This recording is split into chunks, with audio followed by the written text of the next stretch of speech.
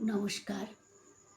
বাংলা কবিতা নামে ইউটিউব চ্যানেলের পক্ষ থেকে সকলকে জানাই আন্তরিক শুভেচ্ছা ও অনেক অনেক অভিনন্দন। আজ অনেক দিন পর আবার আরেকটি কবিতা নিয়ে আপনাদের সামনে উপস্থিত হয়েছি। আজকে আমি যে কবিতাটি পড়ব বা কবিতাটা নিয়ে আলোচনা করব, তার কবি হলেন আমাদের কবিগুরু বিশ্বকবি রবীন্দ্রনাথ ঠাকুর। আমাদের জীবনের সবখানে, জীবনের নানা অনুভবে, নানা অস্তিত্বের মধ্যে তিনি আছেন, সর্বদা আছেন, আগামী দিনেও থাকবেন। তার একটি কবিতা খেয়া, যেটা পশ্চিমবঙ্গ সরকারের যে ক্লাস 9-এর পাঠ্য এবং সিবিএসসি বোর্ডেরও পাঠ্য, সেই কবিতাটি নিয়ে আজকে আমি আলোচনা করব। প্রথমে কবিতাটি একটু পড়া যাক। খেয়া, বিশ্বকবি রবীন্দ্রনাথ ঠাকুর। খেয়া নৌকা পারাপার করে নদী স্রোতে, কেউ যায় ঘরে, কেউ আসে ঘর হতে। দুই তীরে দুই গ্রাম আছে জানাশোনা, সকাল হইতে সন্ধ্যা করে আনাগোনা। পৃথিবীতে কত দ্বন্দ্ব, কত সর্বনাশ, নতুন নতুন কত গড়ে ইতিহাস। রক্ত প্রবাহের মাঝে ফেনাইয়া উঠে সোনার মুকুট কত ফুটে আর টুটে। সভ্যতার নব নব কত তৃষ্ণা ক্ষুধা, উঠে কত হলাহল, উঠে কত সুধা। শুধু হেতা দুই তীরে কে বা জানে নাম, দোহাপানে চেয়ে আছে দুইখানি গ্রাম। এই খেয়া চিরদিন চলে নদী স্রোতে, কেহ যায় ঘরে, কেহ আসে ঘর হতে। ছোট্ট একটি কবিতা, কিন্তু এই কবিতাটির মধ্যে এক অতি বাস্তব চিত্র কবি আমাদের সামনে তুলে ধরেছেন। এখানে সরল দুটি গ্রামের পরিচয় আমরা পাই।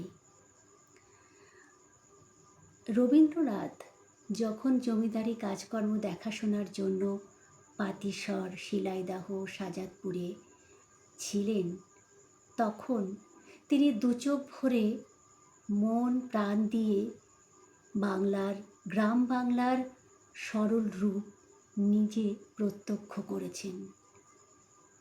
তার ফল বা তার সেই যে অনুভব, সেই অনুভবের প্রকাশ আমরা তার অনেক কবিতায় এবং তার অনেক গল্পেতে পাই। সেইভাবেই কবি গ্রামের একটি সহজ সরল জীবনের চিত্রের মধ্য দিয়ে এক কঠিন বাস্তবকেও তিনি তুলে ধরেছেন। আমরা এই খেয়া কবিতার মধ্যে খেয়া নৌকার প্রসঙ্গ পাই। খেয়া অর্থাৎ ছোট নৌকা, যেটা এক ঘাট থেকে আর এক ঘাটে বা এক নদীর পাড় থেকে আর এক নদীর পাড়ে চলাচল করে। মানুষ পার হয় এই খেয়া নৌকার মধ্য দিয়ে। সেই খেয়া নৌকার অনুভবে কবি অসাধারণ এক চিত্র, বাস্তব চিত্র যাকে আমরা বলি, সেই চিত্র এখানে তুলে ধরেছেন। কবি প্রথমেই বলেছেন খেয়া নৌকা পারাপার করে নদী স্রোতে। আমরা জানি যে নদীতেই নৌকা পারাপার করে এবং নদীর স্রোতের মধ্য দিয়েই খেয়া চলে। সেই খেয়ার মধ্য দিয়ে দুটি গ্রামের সাথে একটা সংযোগ স্থাপিত হয়েছে। কেউ যায় ঘরে, কেউ আসে ঘর হতে। এক পার থেকে মানুষ আসে, আবার ওপার থেকে মানুষ ফিরে যায়। কেউ সকালে বেরিয়ে আসে, আবার কেউ সন্ধ্যায় ফেরে। এইভাবে কেউ ঘর হতে আসে এবং কেউ ঘরে যায়। দুই তীরে দুই গ্রাম আছে জানাশোনা। এই যে খেয়া নৌকা যে পারাপার করে দুটি গ্রামের মাঝখানে, সেই গ্রাম দুটি হয়তো কেউ কাউকে চেনে না। এক গ্রাম থেকে আর এক গ্রামের মানুষকে পৌঁছে দেয়, আবার আর এক গ্রাম থেকে সেই অন্য গ্রামে পৌঁছে দেয়, আর এক গ্রামে বা অপর গ্রামে পৌঁছে দেয় মানুষকে। এইভাবেই খেয়া নৌকা পারাপার করে দুটি গ্রামের মধ্যে। আর সেইভাবেই দুটি গ্রামের মধ্যে একটা নিবিড় সম্পর্ক অতি সহজেই গড়ে ওঠে। দুই তীরে দুই গ্রাম আছে জানাশোনা, সকাল হইতে সন্ধ্যা করে আনাগোনা। আমরা এটা সহজেই বুঝতে পারি যে নৌকা একদম সকাল থেকে ভোর থেকে একদম সন্ধ্যা পর্যন্ত পারাপার করে মানুষ।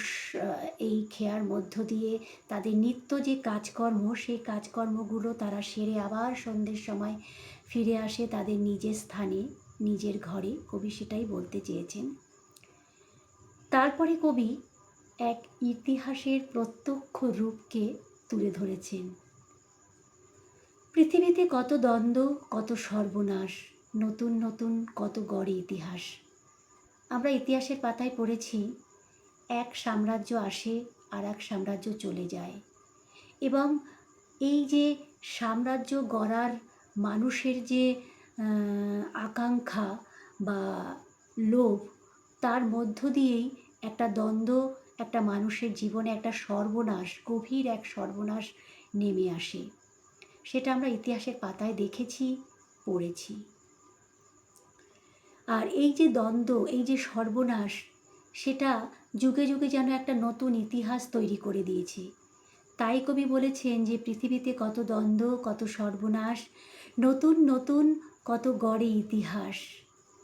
রক্ত প্রবাহের মাঝে ফেনাইয়া ওঠে সোনার মুকুট, কত ফুটে আর টুটে। হ্যাঁ, রক্ত প্রবাহ। এই যে সাম্রাজ্য লোভের যে মানুষের মধ্যে যে প্রত্যাশা, বে সাম্রাজ্য লোভের যে আকাঙ্ক্ষা, তার ফলে এক জাতির সঙ্গে আর এক জাতির দ্বন্দ্ব, এবং সেই দ্বন্দ্বর ফলে একটা রক্ত প্রবাহ ক্রমশই কি বলবো যে শুরু হয়ে যায়, বা একটা রক্ত প্রবাহ স্রোত বইতে থাকে। এই মানুষের মধ্যে মানুষের যে সাম্রাজ্যবাদীর যে লোভ, সেই লোভ যে কত ভয়ঙ্কর, সেটা আমরা একের পর এক যে ভারতবর্ষ আমাদের আক্রমণ করেছিল একের পর এক জাতি, তাদের যে অত্যাচার, তাদের যে ভয়ঙ্কর, তাদের সাম্রাজ্যগ্রাসী লোভ, সেই লোভ লালসার ফলে মানুষের জীবনে ভয়ঙ্কর এক পরিণতি নেমে আসে। সমাজ জীবনে, শুধু মানুষ না, সমাজ জীবনে এবং পৃথিবীর মধ্যে। তাকেই কবি এখানে তুলে ধরেছেন। সোনার মুকুট কত ফুটে আর টুটে। আমরা দেখেছি জীবনে বা পৃথিবীতে বা সমাজে কোনো কিছুই চিরস্থায়ী নয়। এক সাম্রাজ্য গড়ছে আর এক সাম্রাজ্য ভাঙছে। আর যারা নতুন করে সাম্রাজ্য গড়ছে তাদের মাথায় আবার সোনার মুকুট যেমন ফুটে উঠছে, আবার যারা সাম্রাজ্য যাদের ধ্বংস হয়ে যাচ্ছে, তাদের সেই সাম্রাজ্যবাদী লালসার যে লোভ বা সেই তাদের যে দম্ভ, তার মুকুটটা আবার সহজেই খসে যাচ্ছে। তাই কবি বলেছেন যে রক্ত প্রবাহের মাঝে ফেনাইয়া ওঠে সোনার মুকুট, কত ফুটে আর টুটে। সভ্যতার নব নব কত তৃষ্ণা ক্ষুধা, উঠে কত হলাহল, উঠে কত সুধা। যুগ এবং আধুনিক যুগের যে বিবর্তন, তার ফলে মানুষের হাতে একসময় প্রচুর অস্ত্রর আমদানি হয়েছিল, এবং সেই অস্ত্রের আমদানির ফলে মানুষের মধ্যে যে এই আগে বললাম যে সাম্রাজ্যবাদী যে লালসা, সেটা মানুষ একটা ধ্বংসের মুখে নিয়ে গেছিল, এবং একদিকে ধ্বংস এবং ধ্বংসের পরেই আবার নবসৃষ্টি, এটাই পৃথিবীর নিয়ম। তাই কবি বলেছেন যে সভ্যতার যে মানুষের মধ্যে যে আকাঙ্ক্ষা, সভ্যতা গড়ার যে তৃষ্ণা, সাম্রাজ্য গড়ার যে লোভ, যে প্রত্যাশা, তার ফলে মানুষের মধ্যে একদিকে যেমন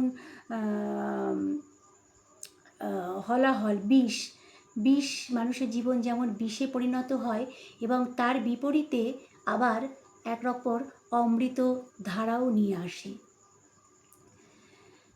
এই যে বৈপরীত্য, এই যে একটা বিপরীত মুখী একটা প্রবাহ, সেই প্রবাহকে কবি এখানে প্রকাশ করেছেন। উঠে কত হলাহল, উঠে কত সুধা। সুধা মানে আমরা অমৃত, যেটা এই যে মানুষের ধ্বংসলীলার পরে এই যে যে বিষময় পরিস্থিতি এবং তার বিপরীতে যে একটা নতুন সভ্যতা গড়ে ওঠে, সেটাই মানুষের একটা অমৃত ধারা জীবনে নিয়ে আসে, তাকেই কবি প্রকাশ করেছেন। শুধু হেথা দুই তীরে কে বা জানে নাম, মানে কেউ একে অপরের যে গ্রাম, সেই গ্রামটা কেউ কারো নাম জানে না। দোহা পানে চেয়ে আছে দুইখানি গ্রাম, শুধু গ্রাম দুটো একে অপরের পানে চেয়ে আছে, তারা কেউ কাউকে চেনে না। শুধু খেয়া পারাপার, এক গ্রাম থেকে আর এক গ্রামে যে খেয়া পারাপার হচ্ছে, সেই পারাপারের ফলেই একটি গ্রাম আরেকটি গ্রামের দিকে নিবিড়ভাবে চেয়ে আছে। এই খেয়া চিরদিন চলে নদী স্রোতে, কেহ যায় ঘরে, কেহ আসে ঘর হতে। কি অনুভব, কি প্রকাশ! আসলে এই যে মানুষের জীবনের যে গতিপথ, মানুষের জীবনের যে ছন্দ, সেই ছন্দটাকেই কবি তুলে ধরার চেষ্টা করেছেন। গ্রাম বলতেই আমরা একটা সরল, সুন্দর একটা কি বলবো, একটা সরল মানসিকতার জীবন আমরা বুঝি গ্রাম বলতে, যেখানে একটা মানুষের সাথে মানুষের একটা নিবিড় সম্পর্ক, একটা আন্তরিক সম্পর্ক গড়ে ওঠে। এবং সেই সম্পর্কের ইঙ্গিতই কবি দিয়েছেন যে এই যে মানুষের যে এত ইতিহাসের যে এত উত্থান পতন, সাম্রাজ্যবাদের এত লোভ, এত লালসা, সব কিছুই ইতিহাসের পাতায় রয়ে যায়। একদিকে নতুন নতুন সভ্যতা গড়ে ওঠে ইতিহাসের পাতায়, সেইভাবেই এই যে দুটি গ্রাম, এই গ্রাম দুটিও অতি বাস্তব, অতি সরল জীবনের যেন এক অনন্ত অন্তহীন সুন্দর প্রকাশ। এই দুটি গ্রাম শুধু একে অপরের পানে চেয়ে আছে নিবিড়ভাবে, যেন তাদের মধ্যে কোনো বিদ্বেষ নেই, কোনো দ্বন্দ্ব নেই। তারা একে অপরের পরিপূরক, তারা একে অপরকে নিবিড়ভাবে প্রত্যক্ষ করছে, ভালোবাসছে। আর এই যে জীবনের খেয়াটা, কবি এই উপলব্ধির মধ্য দিয়ে মানুষের এই জীবন তরীকেই বোঝাতে চেয়েছেন। এই খেয়া চিরদিন চলে নদী স্রোতে। মানুষের এই জীবনের তরী একদিকে যেমন শুরু হয়, আবার সেটা শেষও হয়, এবং এইভাবেই শুরু শেষ এবং শেষ শুরু, এর মধ্য দিয়েই মানুষের জীবনের খেয়া চিরদিন নদী স্রোতে বয়ে যাবে। কেউ যায় ঘরে, কেউ আসে ঘর হতে। অনন্তহীন জীবন, অনন্তহীন জীবনের মধ্যে এই যে মানুষের অনুভব, আমরা মৃত্যুকে বরণ করি একদিকে যেমন, আবার আর একদিকে এই যে নতুন জীবনকে বরণ করি। এই দুটোর বিপরীতপন্থী অনুভব কবি শেষের লাইনের মধ্যেই প্রকাশ করেছেন। কেউ পৃথিবী ছেড়ে চলে যায়, আবার কেউ নতুন পৃথিবীতে আসে। এইভাবেই আমাদের জীবন তরী বা আমাদের জীবনের খেয়া বয়ে চলেছে। সভ্যতা একভাবে তার ইতিহাস সৃষ্টি করেছে, আর আমাদের জীবন তরী আর একভাবে তার মতো করেই বয়ে চলেছে। এখানেই কবিতাটির আসল তাৎপর্য এবং সৌন্দর্য। খেয়া কবিতাটির মধ্যে কবির যে জীবনের যে দার্শনিকতা অতি অদ্ভুতভাবে আমরা পাই। আসলে রবীন্দ্রনাথ ছিলেন বিরাট একজন দার্শনিক, বিরাট মাপের দার্শনিক আমরা বলতে পারি। তার যে দূরদৃষ্টি, মানে সেই দূরদৃষ্টির ভাবনা তার আমরা প্রত্যেক রচনায় আমরা দেখেছি। সেইভাবে এই খেয়া কবিতাটির মধ্য দিয়েও তার অনবদ্য প্রকাশ ঘটেছে। এইভাবেই কবিতাটি আমি শেষ করলাম। যদি কারো ভালো লাগে আমার এই কবিতাটি আলোচনা, তবে আমার এই চ্যানেলটি সাবস্ক্রাইব করবেন, লাইক করবেন। নমস্কার, সবাই ভালো থাকবেন, সুস্থ থাকবেন।